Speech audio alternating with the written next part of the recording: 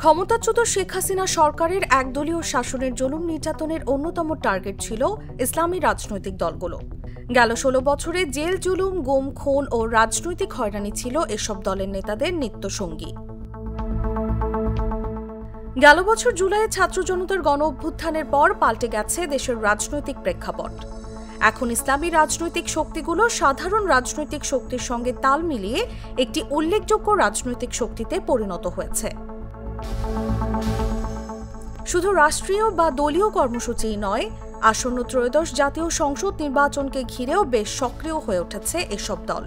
ইতোমধ্যে ছোট বড় প্রায় 10টি ইসলামী দল ৩০০ আসনে নির্বাচনের প্রস্তুতি শুরু করেছে। নেতাদের ভাষ্যমতে কেউ প্রচারণা চালাচ্ছেন দলকে কেন্দ্র করে, আবার কেউ কেউ প্রার্থীকে কেন্দ্র করেই মাঠে নেমেছেন।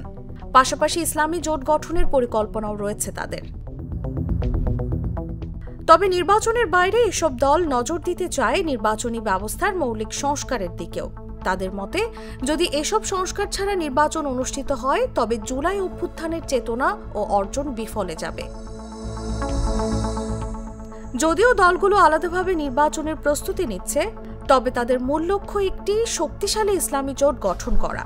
ইসলামপন্থী ভোটারদের একত্রিত করে একটি স্বতন্ত্র ভোট ব্যাংক গড়ার লক্ষ্যে দলগুলোর মধ্যে আলোচনা ইতোমধ্যে শেষ পর্যায়ে পৌঁছেছে বলে জানিয়েছেন সংশ্লিষ্ট নেতারা।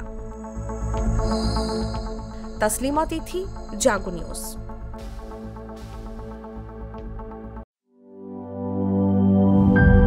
নাটা জেলি আর পানীয়র এক অসম কম্বিনেশন ড্রিঙ্কো। চিল থাকতে চান? ড্রিঙ্কো চাবান।